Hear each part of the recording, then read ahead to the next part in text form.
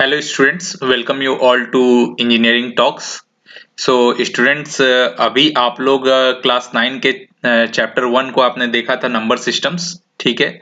इस वीडियो में हम लोग चैप्टर 2 जो कि आपका पॉलिनोमियल्स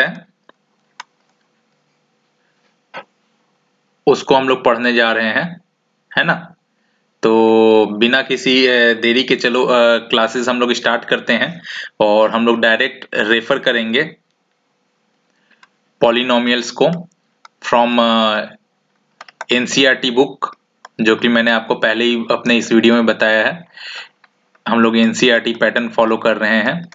एक इम्पॉर्टेंट इंफॉर्मेशन, अगर आप लोग कोई अपना डाउट सेंड करना चाहते हैं क्लियरेंस के लिए, डाउट क्लेरिफिकेशन के लिए, तो इस ईमेल आईडी पे आप लोग सेंड कर सकते हैं, या फिर अपना हम लोगों ने एक टेलीग्राम ग्रुप भी बना लिया है, ठीक है, सिर्फ क्लास 9 के लिए स्पेसिफिकली, ऑल ओवर इंडिया, कहीं से भी। If you are from outside then you can also post your class 9 mathematics issues right over here.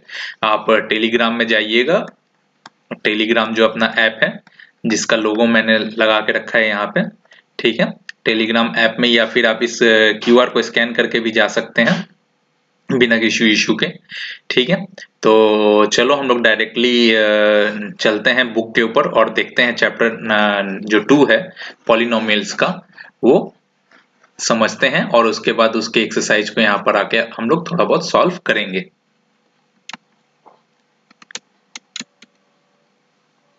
चलो ठीक है। तो आप लोगों ने सबसे अर्लियर द स्टेज 6, 7, 8 में अलजेब्रिक एक्सप्रेशन पढ़ा होगा, ठीक है, जहां पे आप एडिशन, सब्सट्रैक्शन सब कुछ करते होंगे, एडिशन, सब्सट्रैक्शन, मल्टीप्लिकेशन या फिर डिवीजन किया होगा आप लोगों ने, ठीक है। चलो तो अभी क्या है कि अलजेब्रिक आइडेंटिटीज को थोड़ा सा याद कर लेते हैं अपन, जो हम लोग पहले पढ़ के आए हैं। x प्लस वाई का होल स्क्वायर, ठीक है, x प्लस वाई का whole square equals to x square plus y square plus 2xy, ठीक है। सिमिलरली x माइनस वाई का whole square x square minus 2xy plus y square. X square minus y square को हम लोग लिखते हैं x plus y multiplied by x minus y. तो ये कुछ पॉलिनोमियल्स के एग्जांपल्स हैं, ठीक है। और आप पहले में देख रहे थे कि ये जो दो एक्सप्रेशन है, पहला दो जो एक्सप्रेशन है, ये हम लोगों ने कुछ फैक्टर्स में तोड़ दिया, ठीक है, मतलब कुछ पॉलिनोमियल्स में तोड़ दिया, और लास्ट का जो है इसमें कुछ फैक्टर्स में तोड़ दिया। एक्स प्लस वाई एक फैक्टर है, एक्स माइनस वाई एक फैक्टर है। तो इस चैप्टर में हम लोग जो है अपना पर्टिकुलरली ये अलजेब्रिक एक्सप्रेशंस जो हैं पॉलिनोमियल, उनके बारे में पढ़ने जाएंगे। टर्मिनोलॉजी, इससे रिलेटेड क्या क्या टर्मिनोलॉजी है वो देखेंगे, और अंत में हम लोग रिमाइंडर थ्योरम और फैक्टर थ्योरम पढ़ेंगे, ठीक है। और इसका यूज हम लोग कैसे करते हैं पॉलिनोमियल के फैक्टराइजेशन में, ये देखेंगे। इसके अलावा हम कुछ अलजेब्रिक आइडेंटिटीज और उसके फैक्टराइजेशन और उसको कैसे इवेल्युएट कर सकते हैं हम लोग उसके एक्सप्रेशन में, गिवन एक्सप्रेशन से कैसे उसके फैक्टर्स हम लोग निकाल सकते हैं, फैक्टर्स क्या होता है ये भी हम लोग आगे समझेंगे, ठीक है। चलो फिर स्टार्ट करते हैं। तो सबसे पहले पॉलिनोमियल ऑफ वन वेरिएबल, ये जो टॉपिक है इस टॉपिक के ऊपर हम लोग चलते हैं और देखते हैं कि पॉलिनोमियल ऑफ वन वेरिएबल का मतलब क्या होता है। जैसे देखो, अभी हम लोग जो देख रहे थे इस एक्सप्रेशन में, यहाँ पे दो वेरिएबल्स थे। वेरिएबल्स का मतलब क्या है, वो जो वैल्यू चेंज कर सकते हैं। वेरिएबल्स और कॉन्स्टेंट्स में क्या डिफरेंस है, कांस्टेंट वो होते हैं जो वैल्यू, जो भी उनका वैल्यू दिया रहे उसके ऊपर वो कांस्टेंट रहते हैं, ठीक है। और वेरिएबल्स वो होते हैं जो कि अपना वैल्यू को चेंज कर सकते हैं, राइट। तो यहाँ पे जो इन एक्सप्रेशंस में, ठीक है, जैसे आप यहाँ पे देख सकते हो ये 2x लिखा हुआ है, ठीक है, 2x, 3x, x minus x minus half by x, ये जो भी अलजेब्रिक एक्सप्रेशंस हैं इनमें एक ही वेरिएबल है, तो दिस इज वन वेरिएबल। ये 2 का वैल्यू 2 ही रहेगा, 3 का वैल्यू 3 ही रहेगा, बट उसके पीछे जो x लगा हुआ है, उसके पीछे जो x लगा है उसका वैल्यू चेंज हो सकता है। जैसे इस x का वैल्यू अगर कुछ भी हम लोग कर देते हैं, मान लो इस x का वैल्यू माइनस हाफ x, यहां पे अगर फिर x इक्वल्स टू अगर 2 हो तो क्या होगा, इसी एक्सप्रेशन का वैल्यू हो जाएगा -1। अगर x इक्वल्स टू 3 हो तो इस एक्सप्रेशन का वैल्यू क्या हो जाएगा, -3/2। राइट, समझ पा रहे हो। तो मतलब x का वैल्यू जो है वो वेरी कर रहा है, इसीलिए यहाँ पे हम लोग जो पढ़ने जा रहे हैं यहाँ पे जो एक ही वेरिएबल रहेगा, ठीक है, एक एक्सप्रेशन में एक ही वेरिएबल रहेगा, सिर्फ x रहेगा या फिर y रहेगा या फिर z रहेगा, ऐसा कोई भी एक ही वेरिएबल रहेगा, ठीक है। चलो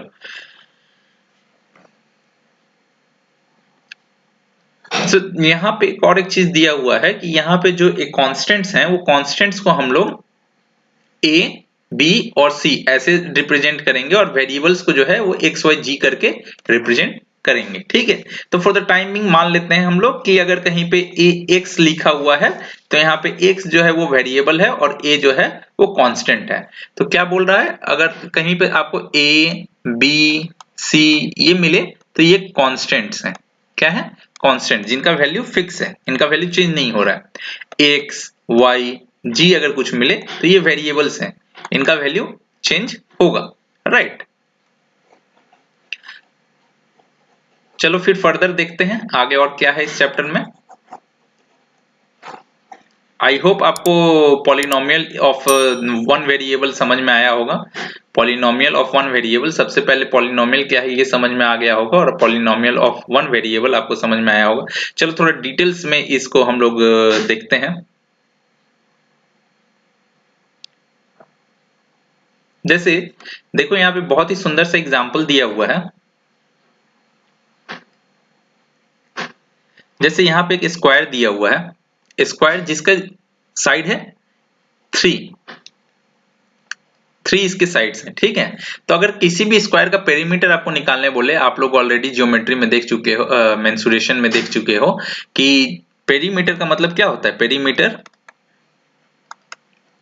ऑफ अ स्क्वायर, ठीक है। इसका वैल्यू क्या होता है, इसका वैल्यू होता है 4 multiplied by side of a square, right. तो यहाँ पे साइड क्या है स्क्वायर का, 3 है, तो इसका वैल्यू क्या हो जाएगा, 4 मल्टीप्लाइड बाई 3 इक्वल्स टू 12। अगर यही मान लो, अगर इस साइड ये जो है इसका वैल्यू, अगर साइड का वैल्यू 4 हो या फिर 5 हो तो क्या होगा, 4 के लिए मेरा हो जाएगा 4 मल्टीप्लाइड बाई 4 16, और 5 के लिए हो जाएगा 4 मल्टीप्लाइड बाई 5 इक्वल्स टू 20। तो यहाँ पे हम ये देख सकते हैं कि अगर मेरा साइड जो है, साइड चेंज होता है तो साइड वेरिएबल है, मतलब वो कांस्टेंट नहीं है, ठीक है। कांस्टेंट क्या है, 4 कांस्टेंट है। For a perimeter of a square 4 constant है और x वेरिएबल है, ठीक है।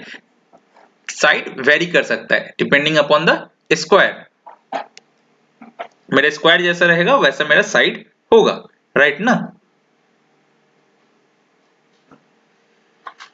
तो यहाँ पे सिमिलरली हम लोग देख सकते हैं, अगर हम लोगों को बोला जाए कि एरिया निकालना है आपको, किसी भी स्क्वायर का आपको एरिया निकालना है, तो एरिया निकालने का फॉर्मूला क्या होता है, हम लोग क्या जानते हैं, एरिया ऑफ ए स्क्वायर का फॉर्मूला क्या होता है, एरिया ऑफ द स्क्वायर का फॉर्मूला होता है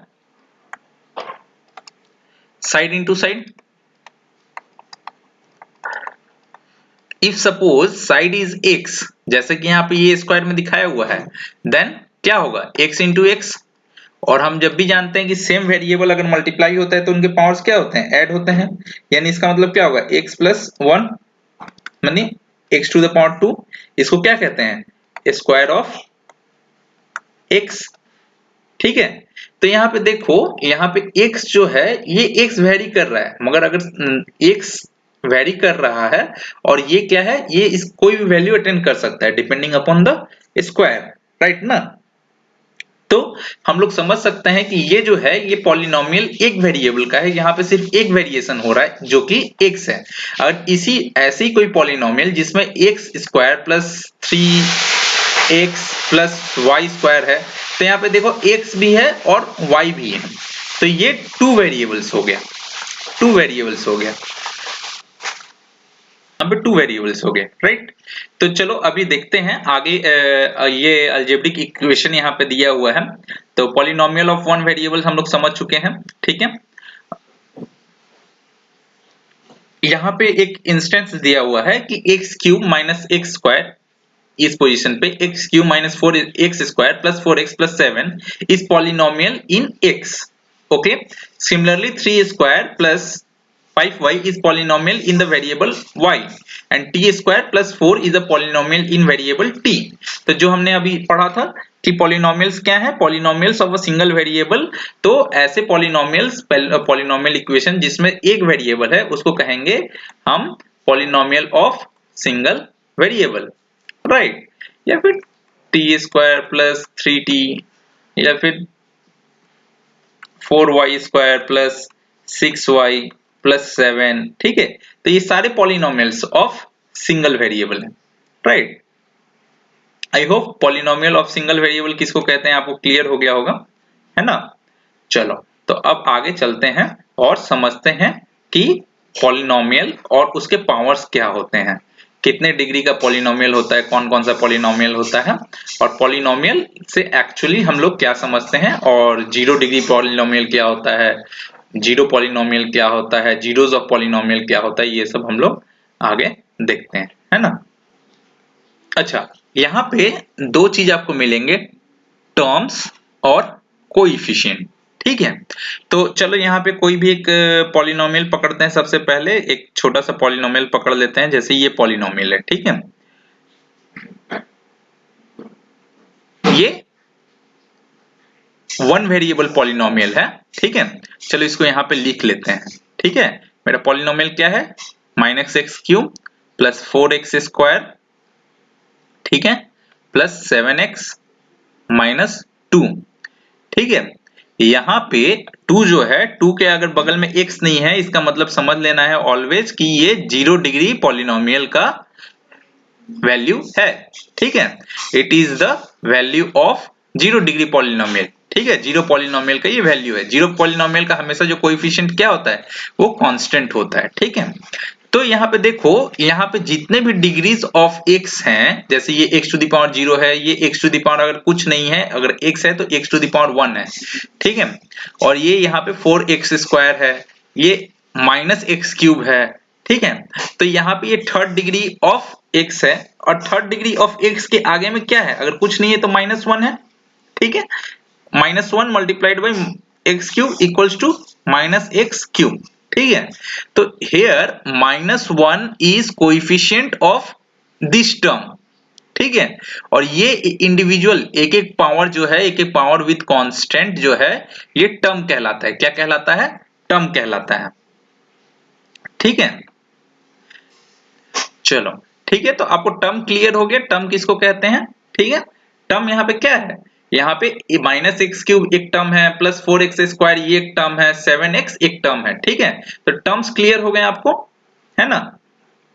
चलो, कोएफिशिएंट क्या है, कोएफिशिएंट आपको क्लियर हो गया. जैसे इस एक्सप्रेशन में -1 x³ का कोएफिशिएंट है. ठीक है, इस टर्म्स का कोएफिशिएंट है टर्म ऑफ x⁻3. ठीक है, the coefficient of x³ is -1, the coefficient of x² is 4 and the coefficient of x is 7 and 2 is the coefficient of x⁻0.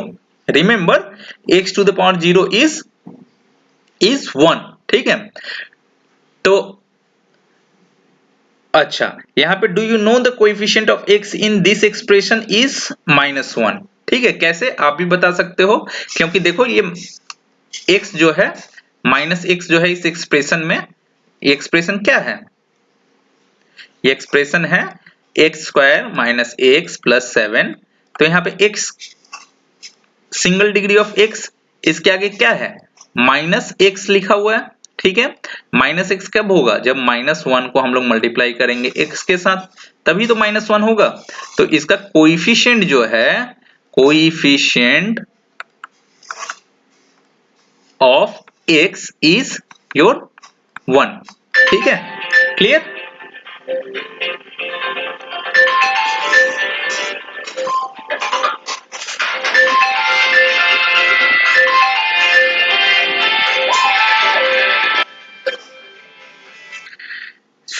चलो आगे बढ़ते हैं और देखते हैं ठीक है, तो जो हम लोगों ने अभी तक पॉलिनोमियल पढ़ा था, तो देखो एक चीज बहुत इंपॉर्टेंट है ध्यान रखने के लिए कि जो कांस्टेंट्स होते हैं, कांस्टेंट जैसे कि आप यहाँ पे देख पा रहे हो 2 है, 5 -5 है, 2 हो या फिर -5 -7, मतलब पॉजिटिव नेगेटिव कोई भी एक इंटीजर अगर हो, देन वो क्या होता है, वो होता है कांस्टेंट पॉलिनोमियल। ठीक है, कांस्टेंट पॉलिनोमियल्स। ठीक है, पॉजिटिव नेगेटिव कुछ भी हो, इंटीजर अगर हो तो वो है कांस्टेंट पॉलिनोमियल। ठीक है, जिसके आसपास में वेरिएबल्स नहीं है, मतलब जिसके बैक साइड में वेरिएबल्स नहीं है, वो हो गया, जिस टर्म में वेरिएबल नहीं है वो हो गया कांस्टेंट पॉलिनोमियल। ठीक है, अब कांस्टेंट पॉलिनोमियल तो जीरो भी होगा क्योंकि इसके साथ भी कुछ नहीं है, कोई वेरिएबल नहीं है, तो जीरो को क्या कहते हैं, जीरो को कहते हैं जीरो पॉलिनोमियल।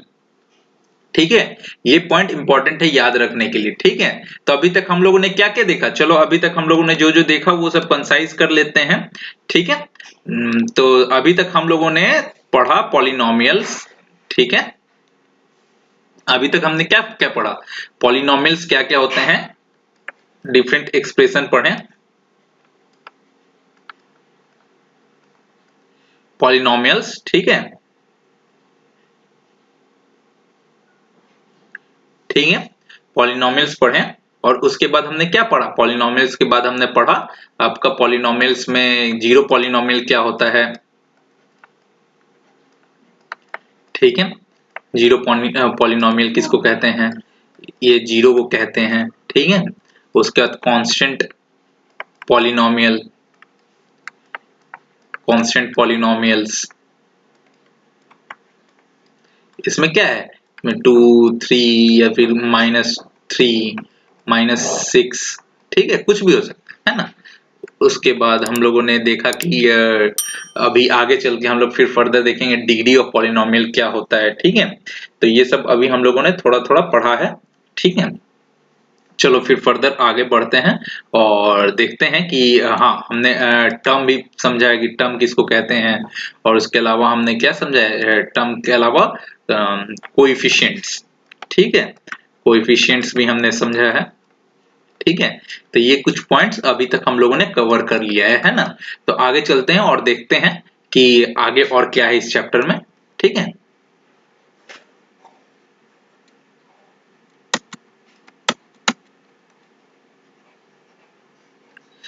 चलो जैसे अब देखो यहाँ पे कुछ टर्म्स दिखाए हुए हैं, कुछ एक्सप्रेशन, पॉलिनोमियल एक्सप्रेशन लिखे हुए हैं, उनके ऊपर हम लोग देखेंगे और समझेंगे कि आखिर वो क्या क्या पॉइंट्स हैं। ठीक है, तो जैसे यहाँ पे एक एक्सप्रेशन लिखा हुआ है, x x plus 1/x, x plus 1/x, या फिर रूट x प्लस 3, या फिर cubic root of y plus y square. ठीक है, कभी भी थर्ड रूट होता है तो उसको क्यूबिक रूट कहते हैं। ठीक है, तो x प्लस 1/x को हम लोग क्या लिख सकते हैं, x प्लस 1/x को हम लोग लिख सकते हैं x plus x to the power -1।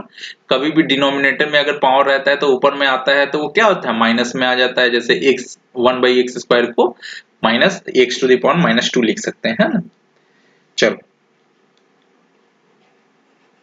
तो यहाँ पे देखो, यहाँ पे x का जो पावर है ये निगेटिव हो जा रहा है ना, ये निगेटिव हो जा रहा है, तो exponent of the second term x to the power -1 is -1 which is not a whole number, so this is not a whole number। ठीक है, क्या है पॉइंट, ध्यान से देखिए, यहाँ पे ये बहुत इंपॉर्टेंट पॉइंट है। So this algebraic expression is not a polynomial, क्या है, पॉलिनोमियल नहीं हो सकता है। कब नहीं हो सकता है, जब मेरा x का पावर जो है वो होल नंबर नहीं हो। ठीक है, नॉट अ होल नंबर, ध्यान से देख लीजिए इस पॉइंट को कि x का पावर कभी भी किसी वेरिएबल का अगर पावर है और वो अगर होल नंबर नहीं होता है, not a whole number, then not a whole number, then it is not polynomial, the algebraic expression is not a polynomial। Second point क्या है, देखिए जैसे x root of x plus 3 को क्या लिख सकते हैं, x to the power half plus 3, है ना, तो exponent of x is half, right, which is not a whole number, which is not a whole number, it is again not a whole number, so is it a polynomial, no, it is not a polynomial. अब again इसके ऊपर देखते हैं क्या लिखा हुआ है, cubic root of y plus y square. तो इसको हम लोग क्या लिख सकते हैं, y to the power 1/3 plus y square. यहाँ पे फर्स्ट टर्म जो है, फर्स्ट टर्म और ये सेकेंड टर्म, ठीक है। तो फर्स्ट टर्म का जो पावर है वो है 1/3, जो कि एक होल नंबर नहीं है, होल नंबर नहीं है ना। तो ये भी पॉलिनोमियल नहीं है, ये पॉलिनोमियल नहीं है, it is also not a polynomial. अब y बोला है तो y का आंसर आप लोग समझ गए हैं, क्योंकि होल नंबर नहीं है। तो हम लोग इससे क्या समझ रहे हैं, हम लोग इससे समझ रहे हैं कि अगर कोई भी पॉलिनोमियल है, कोई भी एक वेरिएबल का इक्वेशन है और उस वेरिएबल के इक्वेशन में x का पावर जो है वो होल नंबर नहीं होता है, ठीक है। अगर x का पावर होल नंबर नहीं होता है या फिर मतलब उस वेरिएबल का पावर होल नंबर नहीं होता है, always x to the power n plus x to the power n minus 1 plus dot dot dot, कोई भी एक ऐसा एक्सप्रेशन होता है, ठीक है, एक ऐसा इक्वेशन होता है जिसमें n should always a whole number, then ये पॉलिनोमियल कहलाएगा, देन ये इक्वेशन जो है ये पॉलिनोमियल कहलाएगा of degree what, of degree n, ठीक है। डिग्री क्या डिसाइड करता है, डिग्री कैसे डिसाइड होता है, उस इक्वेशन में उस वेरिएबल का मैक्सिमम पावर जो होता है, मैक्सिमम पावर जो होता है वो डिसाइड करता है कि उस इक्वेशन की पॉलिनोमियल की डिग्री कितनी होगी। जैसे अगर मान लो कि x cube plus x plus 1 है, तो इस इक्वेशन का जो डिग्री है वो third degree, it is a third degree equation, third degree polynomial, ठीक है। तो आई होप आपको डिग्री का कॉन्सेप्ट क्लियर हो गया होगा। मैक्सिमम पावर जो रहता है एक इक्वेशन में वही उसका मैक्सिमम डिग्री ऑफ पॉलिनोमियल कहलाता है, ठीक है। अब हम लोग समझेंगे पॉलिनोमियल क्या होता है, बाइनोमियल क्या होता है, ठीक है। तो चलो उसको समझने के लिए हम लोग चलते हैं बैक टू द चैप्टर, ठीक है। मगर यही अगर होल नंबर नहीं होता है, if it is not a whole number जो हमने बताया, तो वो कभी भी एक पॉलिनोमियल नहीं कहलाएगा, ठीक है।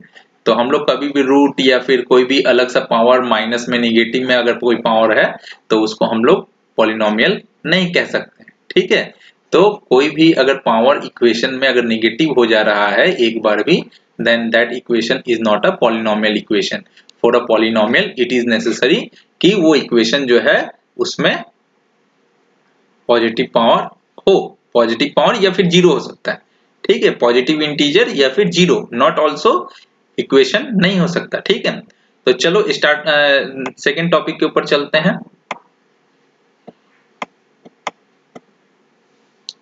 चलो यहाँ पे जो मैं बता रहा था वही डिग्री का कॉन्सेप्ट है। हाँ, मोनोमियल्स और पॉलिनोमियल जिसमें एक टर्म हो उसको मोनोनोमियल कहते हैं, ठीक है। यहाँ पे देखो ये polynomials having only one term is called monomials, ठीक है। मोनो मीन्स वन, ठीक है। तो जैसे देखो यहाँ पे ये एक है, ये एक है, ठीक है।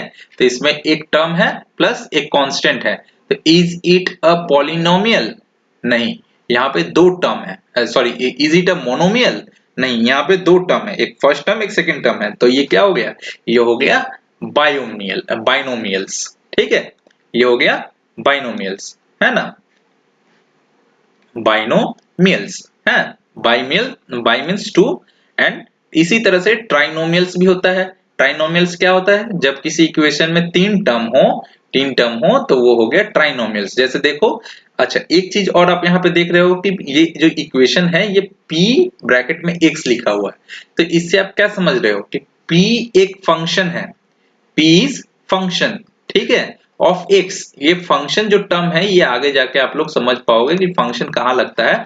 मैथमेटिक्स में बहुत ज्यादा इंपॉर्टेंट टर्म है फंक्शन, ठीक है, जिसको हम लोग एक्स एफ से रिप्रेजेंट करते हैं। यहाँ पे पी एक फंक्शन है जो कि एक्स वेरिएबल के ऊपर डिपेंड करता है, ठीक है। वेरिएबल क्या है? वेरिएबल वो चीज है जो वेरी कर सकता है, राइट ना।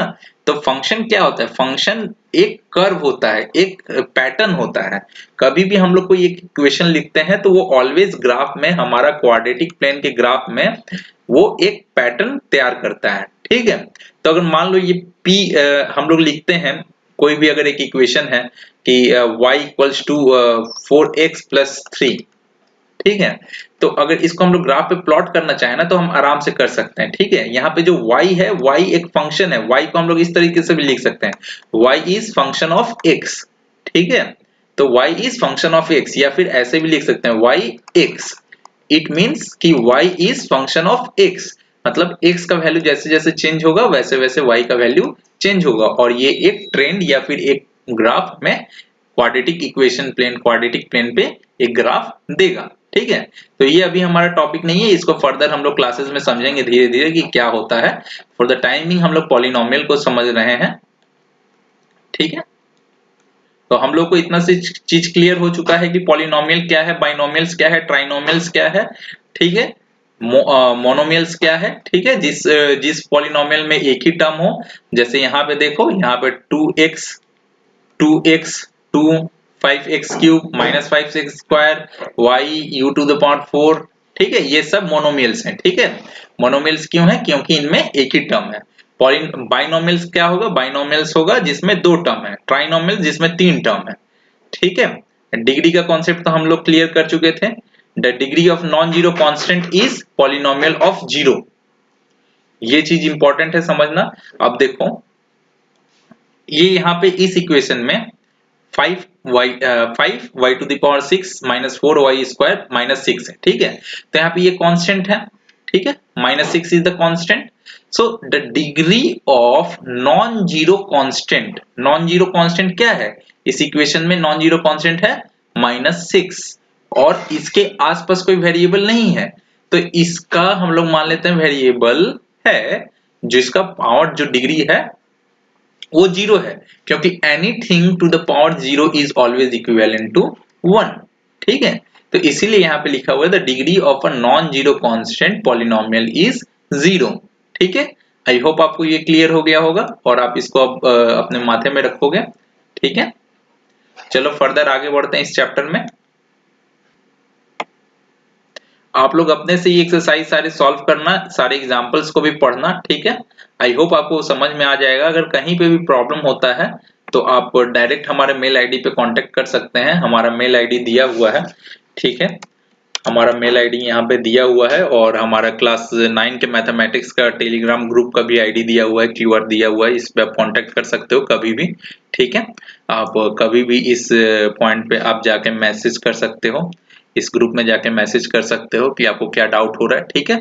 There after we will tackle that doubt, और अगर कुछ स्पेसिफिक बल्क डाउट है देन आप इस ईमेल आईडी पे मेल कर सकते हो, हम उसके ऊपर एक डाउट क्लियरेंस सेशन भी रखेंगे, ठीक है। तो चलो, ये क्लास थोड़ा ज्यादा ही लंबा हो रहा है, आधे घंटे का क्लास हो गया है। चलो इसको ब्रेक डाउन कर देते हैं, और नेक्स्ट सेशन में और भी अपलोड करके और भी हम लोग तोड़ के इसको आगे समझेंगे, इस चैप्टर को और ब्रेक डाउन करके समझेंगे, ठीक है। तब तक के लिए थैंक यू। अपने दोस्तों के साथ इस वीडियो को शेयर कर दो फटाफट, और दोस्तों से भी कहो इस चैनल को सब्सक्राइब करने के लिए, खुद भी सब्सक्राइब करो, जितने ज्यादा से ज्यादा स्टूडेंट्स का हेल्प हो सके उतना हमारे लिए बेहतर है। और अगर सब्सक्राइब करोगे तो हमें भी कुछ मिल जाएगा यूट्यूब की तरफ से, और अगर चैनल पे कोई एड्स आते हैं तो एड्स को पूरा देखो, ठीक है। एड्स को आपको पूरा देखना है, तो एड्स और सब्सक्रिप्शन जैसे जैसे बढ़ेंगे हमारा थोड़ा बहुत इनकम होगा, जिससे हम लोग इस चैनल के ऊपर और भी इन्वेस्ट कर सकेंगे। तो अपने दोस्तों को कहो कि इस चैनल को लाइक करें, ठीक है, और इन सारे दोस्तों के साथ शेयर करो इस चैनल को, ठीक है, और सब्सक्राइब करना मत भूलना। तो मिलते हैं नेक्स्ट वीडियो में, राइट ना।